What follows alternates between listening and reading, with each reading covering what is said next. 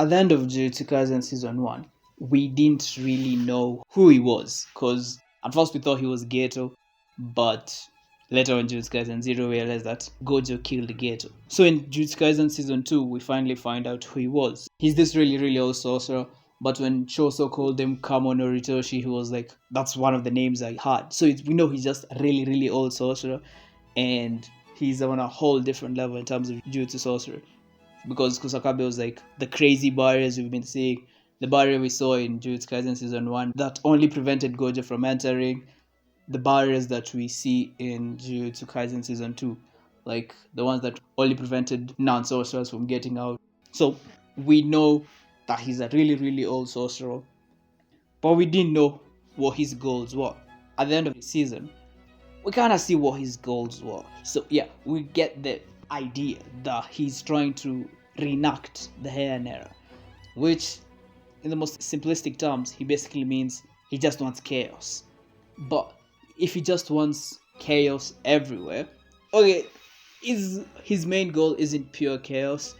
Later on in the manga, we see his like main goal, but for now we can simplify his secondary goal as chaos, which would eventually lead to his primary goal, which is a manga spoiler. But if his secondary goal for now is chaos,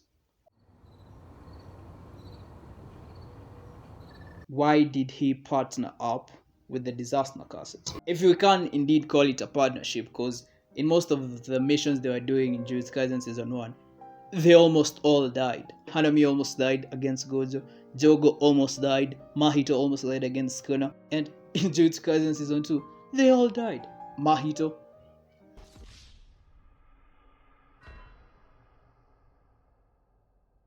Dagon,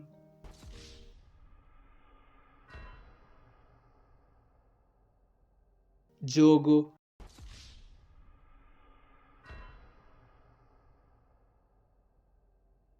Hanami.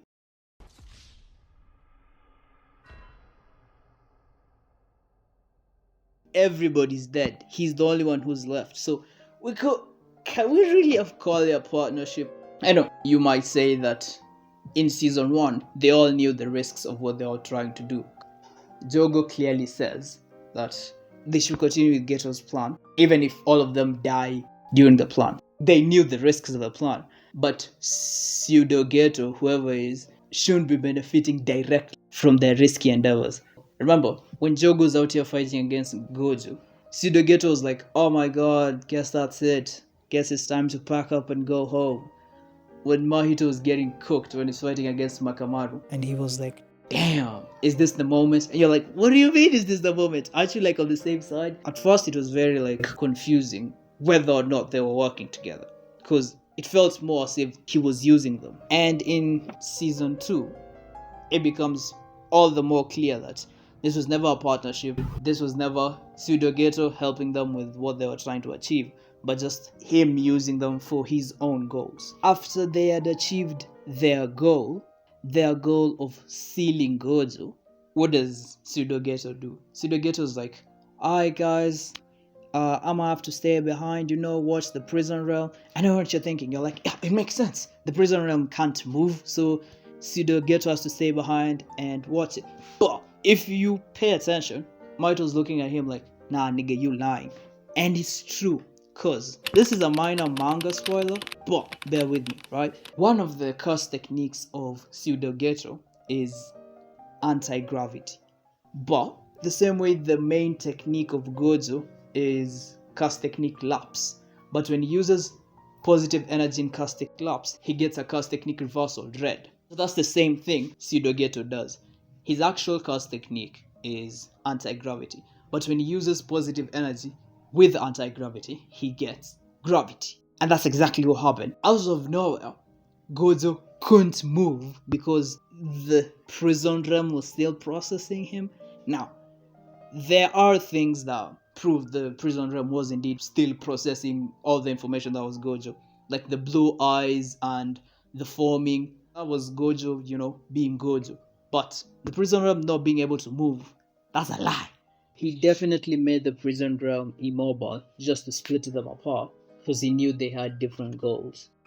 Jogo would go and try to reincarnate Sukuna, and while Mahito would try and go and kill him. Because immediately they split up, you know what happened?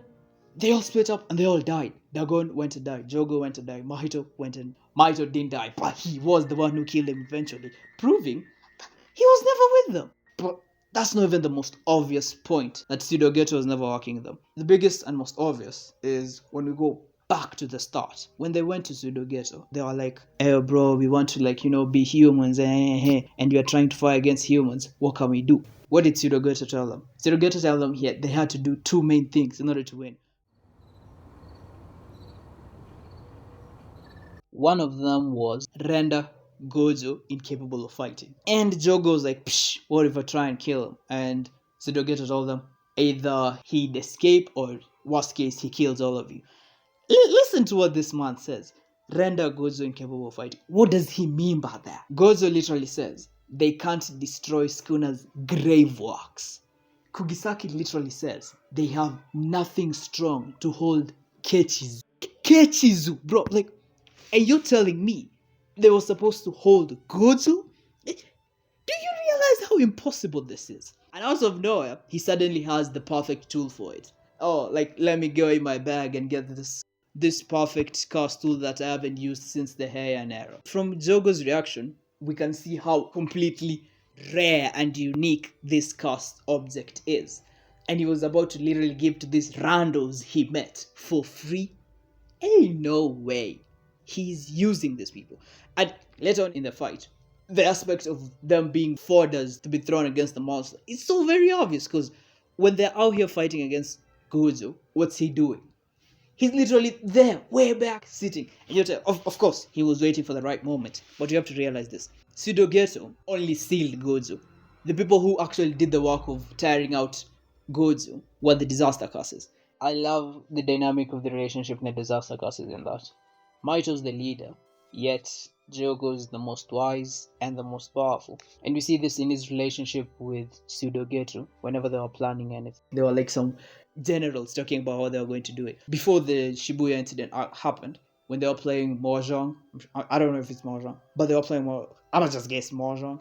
He was the first of the disaster curses to fight against Gojo, so he knew how powerful a sorcerer Gojo was. So, when they were playing Mahjong, and Pseudo-Getou was like, oh, by the way, we are gonna have to restrict Gojo's movement for a whole minute. Jogo's the only one who actually took what this man said seriously. He was like, are you serious?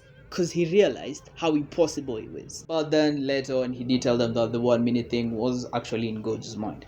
So, in order for the disaster curses to achieve their goal of destroying all humans and being the new human being, they really need to seal Gojo. When Jogo was out here talking with the other disaster curses in, Limbo, Sukuna told them what they should have done is just gone outside and caused chaos. And we saw they were really good at this. For example, how they were killing humans while they were in Shibuya. Mahito transfigured a whole train of people. Choso's very good at killing people. So what Sukuna told them is they shouldn't have grouped together because it made them weaker. They should have just killed everybody until they got to Gojo. And this just goes to show that sealing Gojo would never have helped the disaster curses. Okay, it would have benefited them, but it wouldn't have massively benefited them. Let's look at this realistically. After we saw Sukuna versus Jogo, we saw how powerful Jogo was.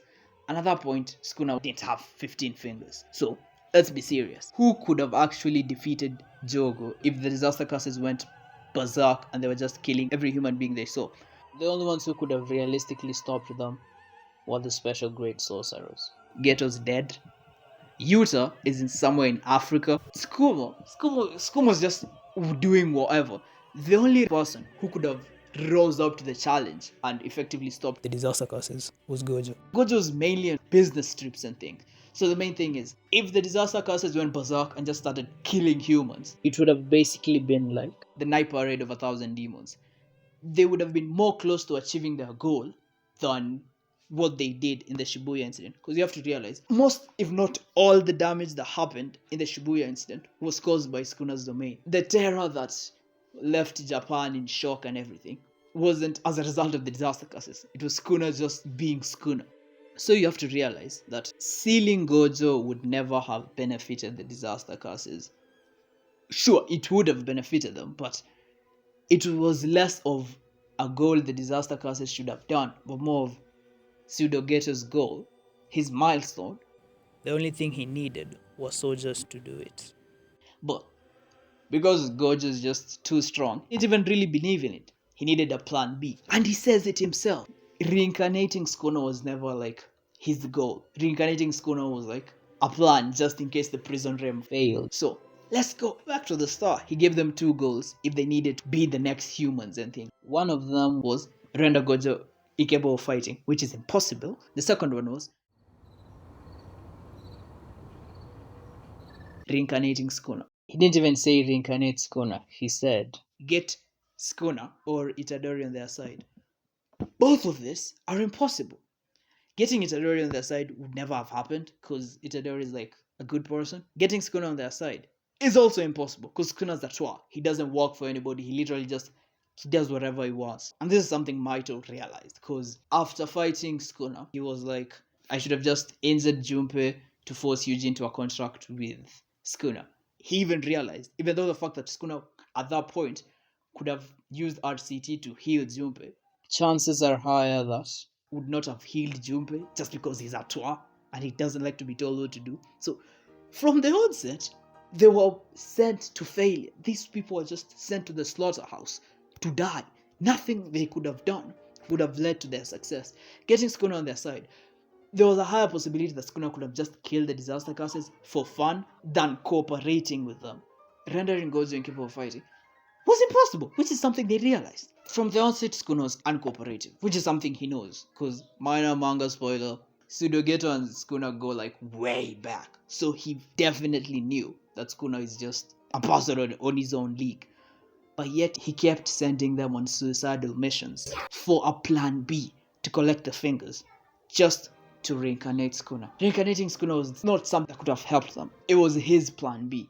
And you might be thinking, oh well, they all knew from the onset. Like I told you, Jogo's like big brain. He was like, even if all of us die and Sukuna's reincarnated, the age of curses will come. But you need to realize, this is the lie they were told by Geto, just so he could achieve his goals. So, just to clarify, from the beginning, he's been manipulating them to achieve his goals. He was never working with them. The only thing he needed were jobbers.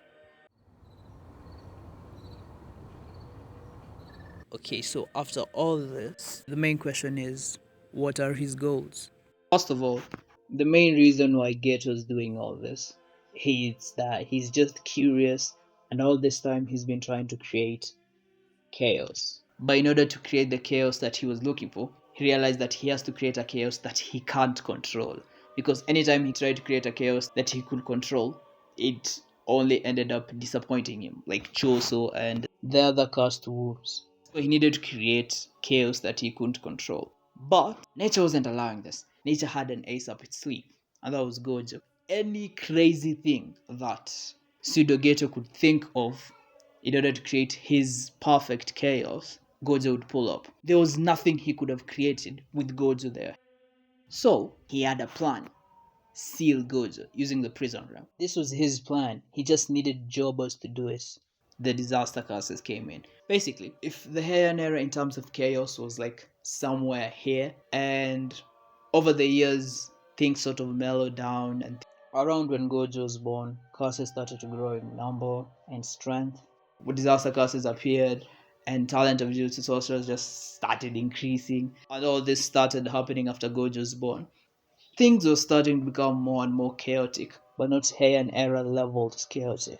So, that's where Pseudo-Getou comes in. He wanted to create just a smidge more chaos, and there you have it. You have chaos, rivals of the Heian era. And that's where he comes in. He was up here to just make the world more chaotic. But the thing that was preventing all this from happening was Gojo. Now that Gojo is sealed, not only is Gojo gone, but Sukuna is more powerful than ever. Meaning the world is gonna be more chaotic than it's ever been. And that's exactly why he said, Sukuna, can you hear me? The world of Heian has returned, the golden age of Jujutsu. So that's basically what Pseudo-Getou has been trying to achieve. And realistically, if you look at it, most if not all of the events of Jujutsu Kaisen Season 1 and 2 have been as a result of Pseudo-Getou's plans. So it won't be wrong to say that Jujutsu Kaisen is just beginning. This is literally the start of Jujutsu Kaisen, but at the same time, Jujutsu Kaisen isn't a really long story, so it's sort of the start. But also, like 2 more seasons, and the series will probably be over. Yeah. Thank you for watching the video. Hope you enjoyed, and please subscribe. Anyway, thank you. Yeah. See you in the next one.